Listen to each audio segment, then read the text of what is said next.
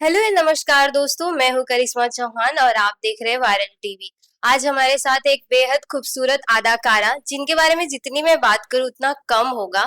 इन्होंने negative character से इतना ग्लैमर्स तो उन्होंने फैलाया ही, और लोगों की ट्रोलिंग भी हुई उनके उस कैरेक्टर से, बट वो कभी नेगेटिव नहीं हुई। तो चलिए स्वागत करते हैं। हेलो मैम, स्वागत करते हैं viral TV. Thank you so much Karishma, thanks for having me. कैसे हो आप? कैसी चल रही है जिंदगी? सारी चीजें कैसी चल आई एम वेरी गुड, मैं बहुत बिंदास हूँ और जिंदगी बहुत अच्छी चल रही है क्योंकि जो अभी मेरे शो में जिस तरीके का प्यार मुझे मिला है, नेगेटिव प्ले करने के बाद भी लोगों ने परफॉर्मेंस को बहुत पसंद किया है। और जैसे आपने बहुत राइटली बोला कि मैं ट्रोल भी हुई हूँ, बट वो ट्रोलिंग ऐसी थी कि मेरा नेगेटिव होना अच्छा नहीं लगा ऑडियंस को। बट आई थिंक वही सबसे अच्छी बात होती है एक्टर की कि अगर आपको नेगेटिव में लोग पसंद नहीं कर रहे मतलब आपने कहीं ना कहीं काम अच्छा किया है। So yes, all good. बाकी लाइफ में एवरीथिंग इज ऑल वेल, काम चल रहा है, हसल इज ऑन। एक और बहुत ज्यादा कमेंट आ रहा था, मैंने रीड किया कि लोगों का ये कहना होता है कि हर टाइम नेगेटिव इतने खूबसूरत क्यों होते हैं और उनकी नेगेटिव चीजें चलती होती है। तो आप क्या कहना चाहोगे? क्योंकि सच में हम भी देखते हैं ना टीवी सीरियल, तो ऐसा होता है कि नेगेटिव बहुत ज्यादा ही खूबसूरत दिखाया जाता है। उसमें आपका क्या? देखिए, मैं बोलूंगी कि टेलीविजन में स्पेशली ऐसा इसलिए करते हैं बिकॉज बड़ा अनप्रिडिक्टेबल होता है किसी खूबसूरत इंसान को सोचना कि ये कुछ गलत सोच रहा होगा, दिमाग में उसका कुछ नेगेटिव वो होगा। तो आई थिंक वो फेस यूज करते हैं, ब्यूटीफुल फेस जिसके पीछे जो है सारी नेगेटिविटी रहती है। तो आई थिंक मुझे लगता है कि लोगों की क्यूरियोसिटी से खेलने का एक तरीका है वो। तो आपने गीता के कैरेक्टर से आपने असल जिंदगी में क्या सीखा? क्योंकि आप तो बहुत अलग हुए, तो क्या कहना चाहोगे? और उस कैरेक्टर को करने के लिए आपने हाँ किस क्यों बोला? देखिए, पहली बात तो बताऊं, मैं गीता का किरदार ना ऑलरेडी एग्जिस्टिंग किरदार था। तो जब शुरुआत हुई थी राइट 1 साल पहले, तो गीता बहुत ही पॉजिटिव कैरेक्टर में थी, एक मदर के कैरेक्टर में थी और उसके किरदार को बहुत लोगों ने बहुत पसंद किया। साथ ही में बहुत सारे लोग अलग अलग जगह से इमोशनली जुड़ गए थे उस किरदार से। तो जब लीप लिया तो माँ को तो उनको कहीं ना कहीं लाना ही था वापस। लेकिन इस बार उनको गीता के साथ कुछ और एक्सपेरिमेंट करना था, तो उन्होंने एक शेड डाला जहाँ वो कम्प्लीटली नेगेटिव नहीं थी, लेकिन वो एक ग्रे शेड में आई, उसके एक मकसद के साथ आई थी। उसका मकसद जो था, उसका तरीका गलत था। तो आई थिंक ये जो ग्रेनेस थी एक इंसान में, हम नॉर्मली देखते हैं ह्यूमंस में भी ना एक कोई भी कम्प्लीटली गुड या कोई भी कम्प्लीटली बैड नहीं होता। शेड्स होते हैं ह्यूमन में भी। तो मुझे वो शेड्स एक्सप्लोर करने थे कि हाँ, अगर गीता इतनी पॉजिटिव होने के बाद कुछ गलत कर रही है तो वो क्यों कर रही होगी। तो इसीलिए मैंने इस किरदार के लिए दोबारा हाँ बोला, कम बैक करने के लिए। बहुत क्योंकि आप बहुत यंग हो, तो ऐसे यंग एज में बहुत से ऐसे एक्टर है जो माँ का रोल करने के लिए ना हाँ। डिनाई करते हैं, तो नहीं करते। तो फिर मतलब फ्रेंड या फैमिली का ऐसा नहीं हो कि आप माँ का रोल कर रहे हो तो आगे भी ऐसे ही रोल मिलते, तो क्या? देखिए, मैं फिर से वही बात कहूंगी कि अ, एक एक्टर के लिए ना ये जरूरी है समझना कि वो क्या बनना चाहता है। क्या वो एक्टर की जिंदगी जीना चाहता है, एक आर्टिस्ट की, या वो एक हीरो या हीरोइन बनना चाहता है। तो आई थिंक मैंने बचपन से थिएटर करते हुए हमेशा यही सीखा है कि एक्टर की जो जर्नी होती है ना, उसमें आपको हर भेस में उतरना है। अब वो भेस किसी 80 साल के इंसान का भी हो सकता है, 20 साल के भी हो सकता है, एक बच्ची का भी हो सकता है। तो हम थिएटर लर्निंग में मैंने वही सीखा है कि मैंने थिएटर में एक 10 साल की बच्ची का भी किरदार किया है। इसी आप जैसा मुझे देख रहे हैं वैसे ही हम लुक क्रिएट करते हैं। 60 साल की एक औरत का भी किया है, अपनी एज ग्रुप का भी किया है। तो आई थिंक मेरे लिए ये कुछ बहुत अटपटा नहीं था, पर हाँ, मैं स्टीरियोटाइप जरूर समझती हूँ कि स्टीरियोटाइप हो जाते हो आप। लेकिन वो भी आपके ऊपर है कि अगर आपको लगता है कि इसके बाद आपको, जैसे मुझे अभी हो रहा है कि अब मैंने इस किरदार को बहुत जी लिया, अब मैं किसी और किरदार में जाना चाहती हूँ जो कि मुझे डिफरेंट तरीके से चैलेंज करे, या मेरी अपनी एज का हो या मेरी एज से थोड़ा छोटा हो। तो ये चॉइस आपके ऊपर है एज एन एक्टर कि आप ब्रेक लेके आप आराम से ऐसी अपॉर्चुनिटीज को मना भी कर सकते हैं। एंड जो भी नई अपॉर्चुनिटी आपके पास आए और आपको लगता है कि वो डिफरेंट है आपके पुराने किरदार से, तो आप यू कैन गो अहेड। अब जब नेगेटिव कैरेक्टर करते हैं तो बहुत सारी चीजें हमें सहना पड़ता है ना। क्योंकि ऑडियंस ऐसा लगता है कि अगर ये नेगेटिव है तो रियल लाइफ में भी ऐसी ही होगी, बट ऐसा नहीं होता है। तो सारी ट्रोलिंग हुई या जब ऐसी सारी चीजें होती है तो वो आप कैसे हैंडल करते हो? क्योंकि बहुत लोग ऐसे हैं कि जो ट्रोलिंग होती है तो उससे नहीं हैंडल कर पाते, उन्हें डिप्रेशन में चले जाते हैं या तो कुछ भी वो करते हैं। तो आपने किस तरीके से इस चीज को डील किया? देखिए, सबसे अच्छी बात ये है कि आज की जनरेशन में जब हम जी रहे हैं ना, ऑडियंस बड़ी समझदार हो गई। बहुत नॉलेजेबल ऑडियंस है और हर तरीके का कंटेंट उनके सामने है, वो ओटीटी प्लेटफॉर्म्स हो, फिल्म्स हो, टेलीविजन हो। तो आई थिंक ये समझना ऑडियंस के लिए कि ये किरदार है और किरदार को प्ले किया जा रहा है, बहुत आसान हो गया है अब। पहले के ज़माने में ज़रूर मैं बोल सकती हूँ कि जब टेलीविज़न का ही दौर था और फ़िल्मों का ही दौर था, तब बड़ा मुश्किल था असल ज़िंदगी एक्टर्स को अपना पहुँचाना ऑडियंस तक। लेकिन आज के ज़माने में इट्स वेरी ईज़ी, आप इंस्टाग्राम पे जा सकते हैं और आप उनकी जीवन शैली देख सकते हैं कि वो एग्ज़ैक्टली हैं क्या। तो it is very easy to decode your negative this thing and कहीं न कहीं ऑडियंस आपसे आपके किरदार से कनेक्ट तो करने लगती है, पर उनका टाइम स्पैन जो होता है ना, वो उतना ही होता है जब तक आप नेगेटिव दिख रहे हैं। अगर आप कुछ अच्छा करते दिख जाएँगे, तो आप अच्छे हो जाएँगे। If I am not wrong तो आपने कोई मूवी भी किया है, धाकड़, राइट? हाँ, तो टीवी और बॉलीवुड जो आपने किया है तो इसमें कितना डिफरेंट होता है? फिल्म में और टीवी में कितना डिफरेंट आपने एक्सपीरियंस किया होगा, तो थोड़ा से। तो टेलीविज़न में आने से पहले मैं फ़िल्में और वेब ही कर रही थी, तो उस एरिया का मुझे काफ़ी अच्छा एक्सपोज़र था और मैं दिली स इच्छा से हमेशा चाहती भी थी कि मैं फ़िल्में और वेब ज़्यादा करूँ। लेकिन ये अपॉर्च्युनिटी इतनी अच्छी आई थी मेरे पास कि मैंने ऑब्वियसली चाहा कि मैं टेलीविज़न दुनिया को भी एक्सप्लोर करूँ, क्योंकि मेरा बचपन भी टेलीविज़न से काफ़ी इंस्पायर्ड रहा है। तो मैंने कहा why not to experience it. तो हाँ, इससे पहले मैंने धाकड़ में कंगना रनौत जी के साथ एज़ एन आईटीएफ एजेंट काम किया, जहाँ हमने थोड़े एक्शन सीक्वेंसेस किए थे। देन सेल्फी में मैंने काम किया था। डरन शू करके एक फ़िल्म आई थी, जहाँ पे एक्टर्स सारे टेलीविज़न के ही थे। करण पटेल जो थे उनके लीड थे एंड आशुतोष राणा सर थे। तो वहाँ पे मैंने करण पटेल की सिस्टर का कैरेक्टर किया था। तो टीवी एक्टर्स के साथ ऑलरेडी मैं काम कर चुकी थी, बट टेलीविज़न में काम नहीं किया था। तो ये सब करके जब मैं टेलीविज़न में आई, तो मैंने एक सबसे बड़ी चीज़ ये समझी कि क्योंकि एक एक किरदार को आप इतने लंबे समय करते हो ना टेलीविज़न में, तो आप उसमें बहुत ज़्यादा रम जाते हो। और दूसरी बात, एक इमोशनल अटैचमेंट ऑडियंस का आपसे बन जाता है। और व्हेयरएज़ अगर मैं फ़िल्मों की बात करूँ, तो फ़िल्मों में क्या होता है, फ़िल्में आती हैं, एक किरदार में आपको देखती हैं, एक बूम आता है, फिर फ़िल्में चली जाती हैं। तो आई थिंक ये जो सस्टेनेबिलिटी है ना टेलीविज़न में, कि एक लगातार एक स्टोरी टेलिंग हो रही है एक किरदार को लेके, वो मुझे बहुत खूबसूरत लगा। तो कंगना रनौत के साथ आपने काम किया तो उनको तो आपने सामने देखा होगा, तो उनके साथ कैसा एक्सपीरियंस रहा? मतलब वही सीनियर वाला कि अपने काम को लेके थोड़ा सा शेयर। अ, देखिए, मेरा जितना एक्सपीरियंस उनके साथ था, मैं उस टाइम एकदम बहुत मैंने शुरुआत ही की थी एक्टिंग की, और पहला प्रोजेक्ट इतना बड़ा मेरे सामने हमने भोपाल में शूट किया था, मैं भोपाल से हूँ। तो लकीली वो पूरी फ़िल्म जो है वो एमपी में शूट हुई है। तो भोपाल में जब मुझे मौका मिला, तो मैंने उनको एक्चुअली बहुत स्ट्रिक्ट देखा है ऑन सेट। वो अपने काम को लेकर बहुत ज़्यादा सॉर्टेड, और मैं बोलूँगी कि बहुत ज़्यादा ड्रिवन है।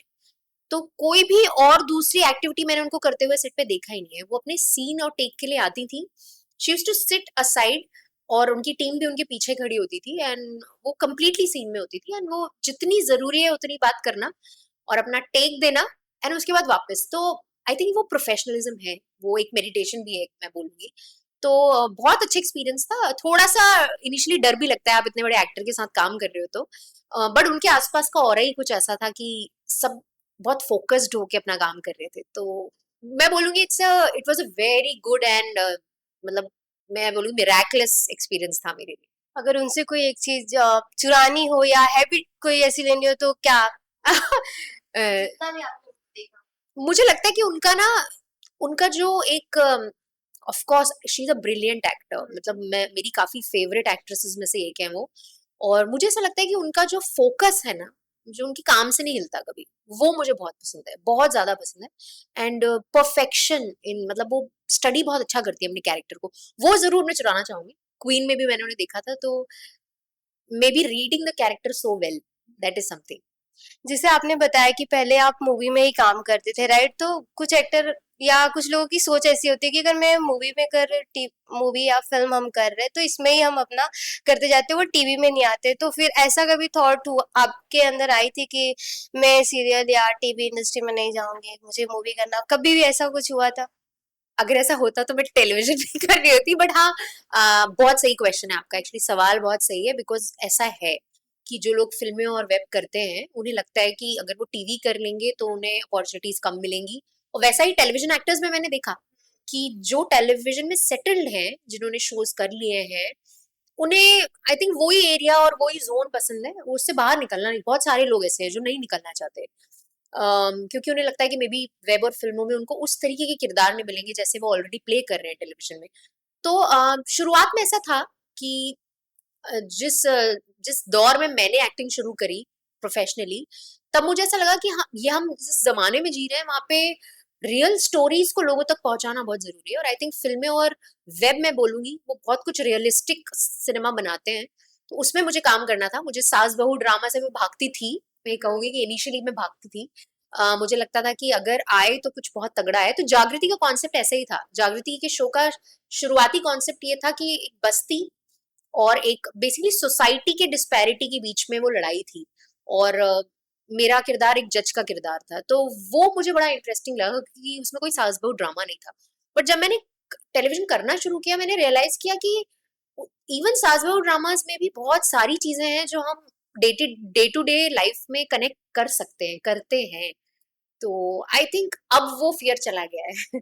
If I am not wrong तो मुझे बताइए कि आप एडवोकेट भी हो, राइट? तो मुझे एक बात नहीं समझ में आई कि एडवोकेट से डायरेक्ट एक्टिंग का कीड़ा कहाँ से आया।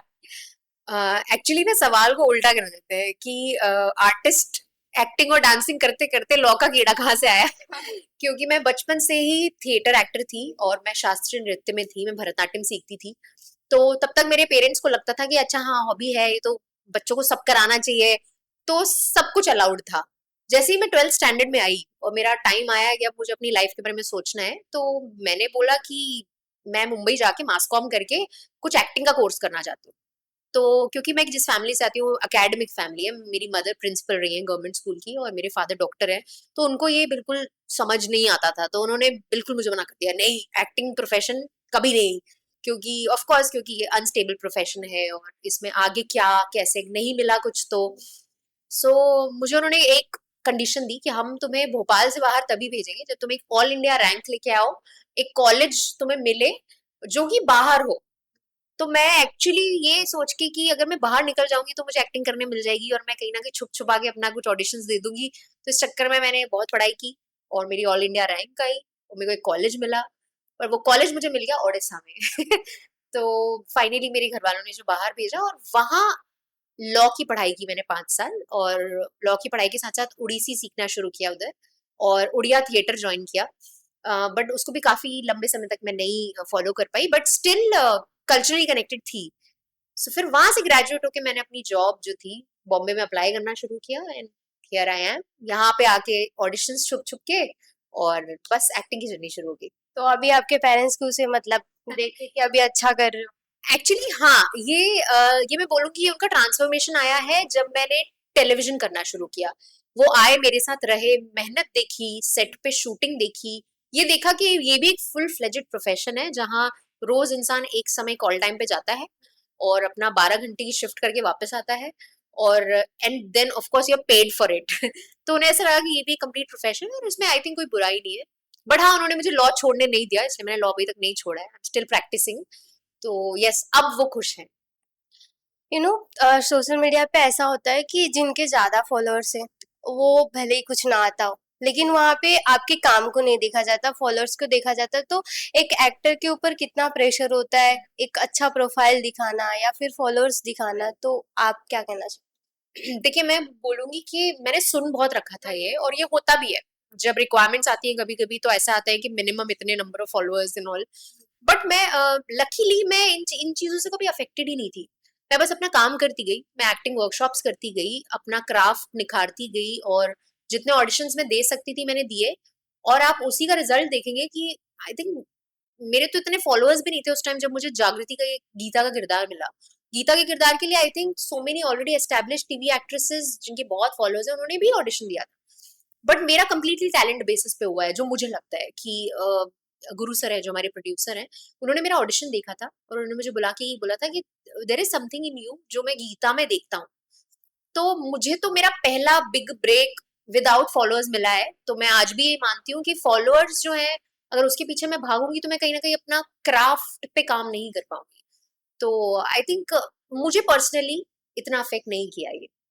जैसे अभी बहुत सारे ऐसे एक्टर्स में मिलती रहती है और बात भी होती है, तो ऐसा होता है ना कि उनका ये कहना होता है कि जब काम नहीं होता तो वो उस चीजों को बहुत ज्यादा प्रेशर में ले लेते हैं, तो डिप्रेशन में चले जाते हैं। तो हम दिखाते हैं कैमरे के सामने हम बहुत खुश है, बट रियल लाइफ में वो होते नहीं है। और आपने अभी मतलब कैमरे पीछे बताया कि मैं एक टैरो कार्ड रीडर भी हूँ या जो भी स्पिरिचुअल हो, तो ये सारी चीजें आपके लाइफ में कभी आई? थोड़ा सा उसके बारे में बताओ। और ये जो मैंने आपको बोला कि जब भी काम नहीं होता तो आप अपने आप को किस तरीके से मेंटली मतलब अच्छा रखते हो? राइट। तो मैं कहूंगी कि स्पिरिचुअल होना ना, इट्स ये जो एवोल्यूशन एनलाइटमेंट है, ये आपकी लाइफ में तब आता है जब एकदम आप अपने लोएस्ट में होते हो, जो मुझे समझ में आया है कि जब आप बिल्कुल होपलेस हो चुके होते हो, या आपको कहीं ना कहीं आप एकदम जीरो हो चुके होते हो हर चीज में, कि अब आगे समझ नहीं आ रहा क्या, उस टाइम पे ये चीज आपको हिट करती है। और अगर आप रिसीविंग एंड पे हो, आप समझ पा रहे हो यूनिवर्स के साइंस, तो फिर आप डेफिनेटली उस पाथ पे चले जाओगे। तो ये मेरे जीवन में हुआ 2021 में, जब both my parents were admitted in ICU Covid की वजह से। और उस टाइम हमें काफी न्यूज सुनने मिल रही थी कि आईसीयू से लोग वापस नहीं आ रहे हैं। तो दैट टाइम आई वाज, और कोविड का टाइम था तो लोग घर पे भी मिलने नहीं आते थे, तो it was kind of a complete this. तो that was the time when me and my younger brother, हम घर पे थे, एंड हॉस्पिटल वही खाना ले जाना वो करना, वो जो टाइम था मेरा कंप्लीटली ब्रेकिंग मोमेंट था कि अब I don't know what life is going to be. तो मैं मंदिर के सामने बैठती थी अपने घर के, और मैं ये बोलती थी, सरेंडर कर चुकी हूँ मैं, अब यहाँ से आप मुझे दिशा दिखाइए जीवन की। और लकीली वो टाइम था जब साइंस मिलने लगे, मुझे फेदर्स दिखने लगे। अब this is very personal thing I am sharing, मुझे फेदर्स मिलने लगे। देन समवेयर और दी अदर मुझसे ऐसे लोग कनेक्ट होने लगे जो मेडिटेशन में थे, जो योगा में थे। तो आई थिंक ऐसे मेरी जर्नी शुरू हुई, और फिर मैंने रियलाइज किया विद टाइम कि मैं बहुत मेडिटेटिव हो गई हूँ, लाइक मैं मेडिटेशन बहुत करने लगी। Luckily after I started meditating 15 days to 20 days के अंदर मेरे both my parents came back home. तो मेरे लिए मिराकल था, तो मुझे और बिलीव होने लगा इस चीज में।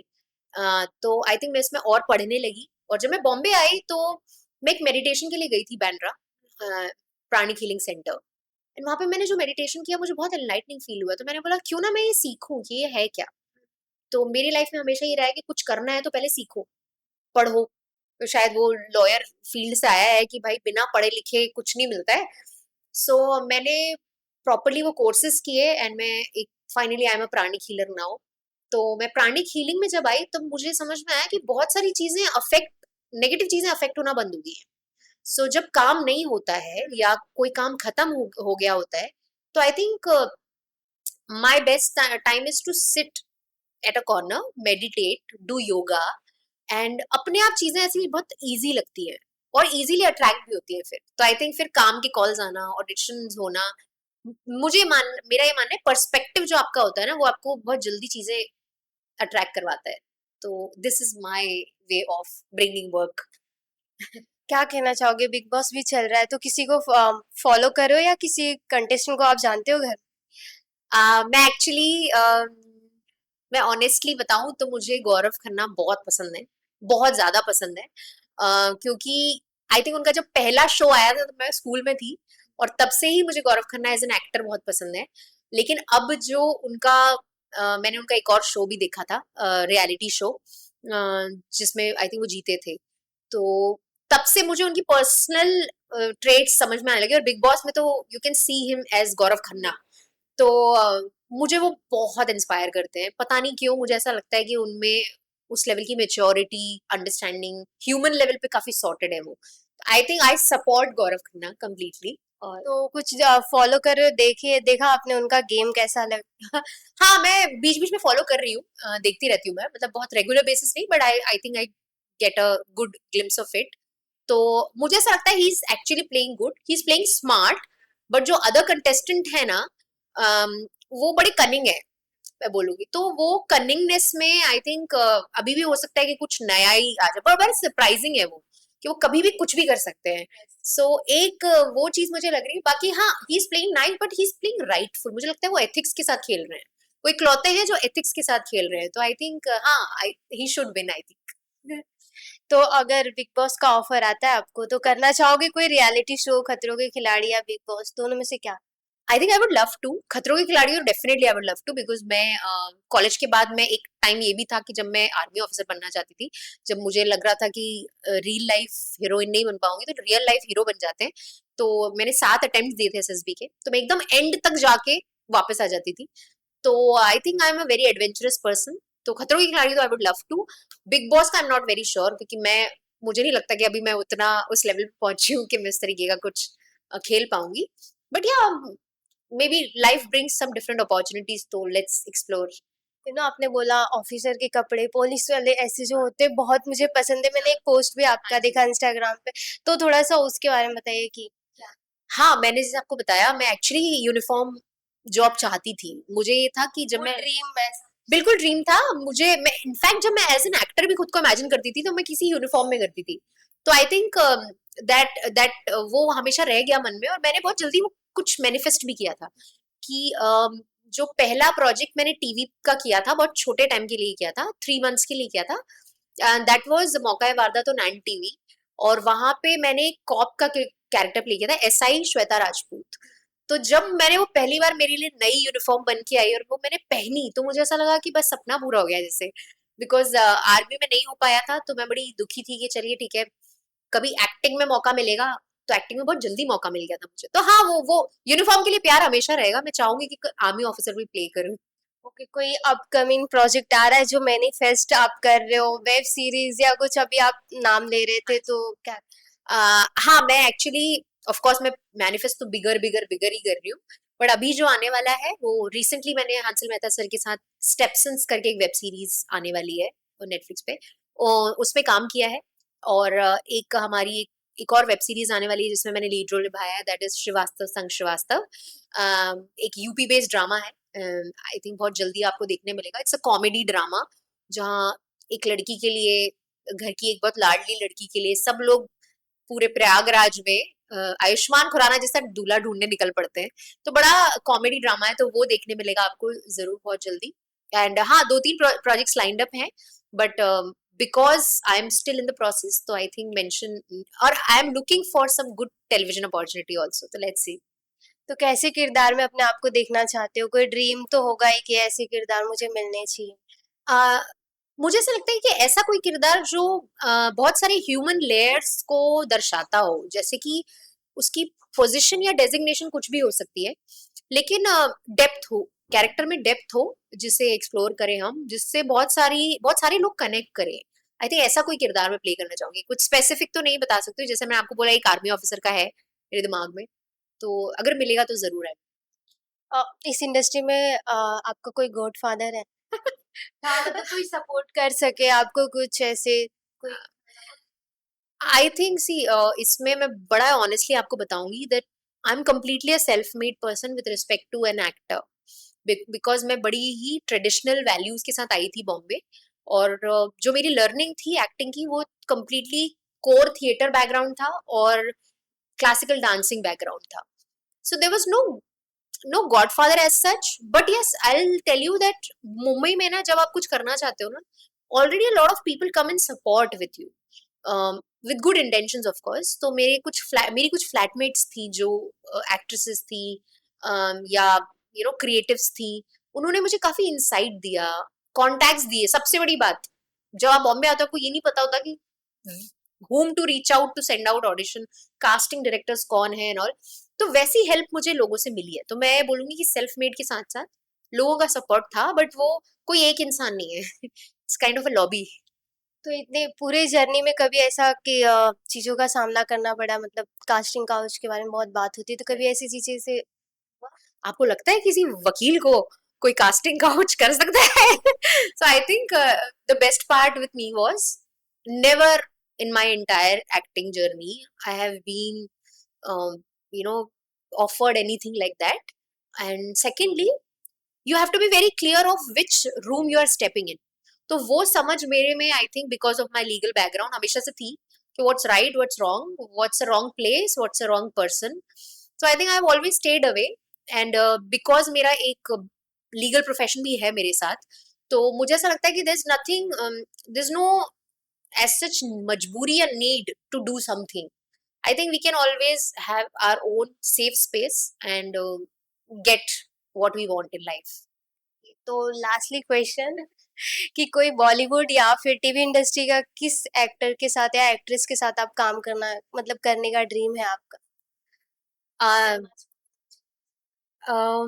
देखिए मेरी ना जो 2 फेवरेट लोग थे उनके साथ मैंने कर लिया है काम, जैसे कि एक कंगना रनौत थी जिनके साथ पहली फ़िल्म मुझे लकीली मिल गई थी, and another was Ashutosh Rana ji, तो उनके साथ भी मैं फ़िल्म कर चुकी हूँ। लेकिन I really wish to work with Madhuri ji, मेरी बचपन की फेवरेट हैं, और बहुत क्लोज़ आते-आते उनकी एक वेब सीरीज़ आई थी फेम गेम, उसमें almost I was locked for a character, but then उस टाइम लॉकडाउन आ गया था, so we all were in our home towns, और उसके बीच में वो पार्ट्स में शूट हुई थी, तो they casted some other actor for that, तो आई थिंक वो मेरा सपना रह गया है, तो I would love to work with Madhuri Dixit. Television industry में आई एम ऑलरेडी एक्सप्लोरिंग, तो आई रियली वांट टू, अब मुझे of course Ravi Dubey and Sargun, they are my favourites, तो कभी मौका मिले तो मैं उनके साथ काम करना जरूर चाहूंगी, अंडर देयर गाइडेंस और as actor. Thank you so much हमारे साथ बात करने के लिए। लास्टली आपके फैंस के लिए क्या मैसेज देना चाहोगे? मैं बस यही कहना चाहूंगी कि इतना प्यार देने के लिए गीता के किरदार को और मुझे बहुत बहुत धन्यवाद. मैं कोशिश करूंगी कि आपको ऐसे एंटरटेन रखूं, और आप प्लीज हमारा कंटेंट देखते रहिए, हमारे हमारे शोज देखते रहिए, and I try my best to entertain you guys in some new character for sure. Thank you. Hi, this is Tidiksha Srivastav and you are watching Viral TV.